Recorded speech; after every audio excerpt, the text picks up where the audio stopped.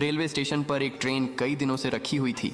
एक बड़ा कबूतर उस पर अपना घोंसला बनाता है, फिर उसी घोंसले में अंडे देता है और कुछ दिनों में अंडों से नन्हे चूजे निकलते हैं। कबूतर खुश था। एक दिन कबूतर दाना लेने जाती है, तभी अचानक ट्रेन चल पड़ी और काफी दूर निकल गई। जब कबूतर आती तो देखती है कि ट्रेन वहां नहीं होती है। कबूतर अपने बच्चों को हर तरफ ढूंढने लगती है। ट्रेन जा चुकी थी। कबूतर उदास एक पेड़ पर बैठी होती है। तभी वही ट्रेन उसी स्टेशन पर वापस आई। कबूतर खुश हो गई और फिर कबूतर ने अपना घोंसला पेड़ पर बना लिया और फिर कबूतर रोने लगी। फिर लाइक सब्सक्राइब